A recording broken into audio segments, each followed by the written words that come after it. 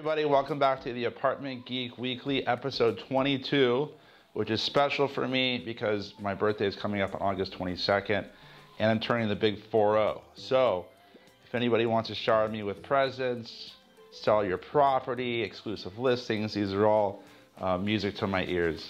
So thanks for tuning in. This week we're talking about a really neat little topic about this owner and I think maybe coming up with their own terminology, micro locations.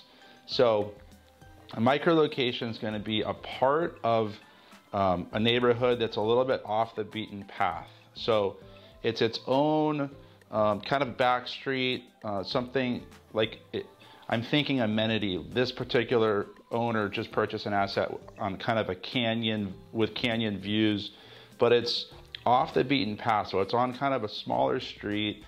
And what we started talking about was how these properties work really well because they're typically quieter than being closer to main streets with more traffic, more privacy, which tenants, from a tenant's perspective, that's, I think, huge on the list.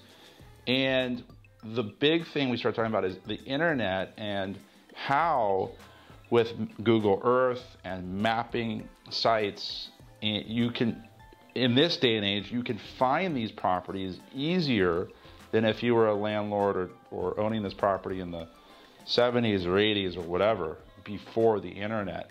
Harder to advertise for tenants, harder to have prospective tenants find your property if you've kind of in a back street or a little bit harder to get to. So it's kind of neat because I've sold properties in the last, call it 5 to 10 years, where they've been in little back canyon areas of South Park or Bankers Hill, where it's kind of harder to find these properties.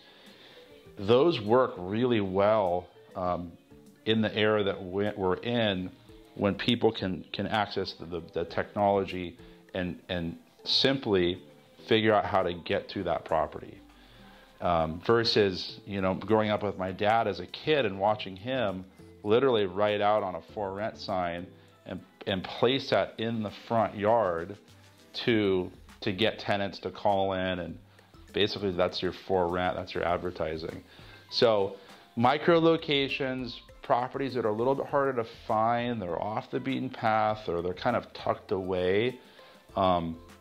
Now I think there's a big desirability for these places. You can get to them, figure it out, and from a tenant's perspective, they're quiet and private, and we all, I think, can kind of see the value in that. So thought I would talk a little bit about that. Thank you for tuning in. Let the universe or me know if you like these videos. And if you have any other topics, please let me know, because there's so much neat stuff to talk about, and I'm excited for what's to come. So I hope to see you soon, and take care. Bye.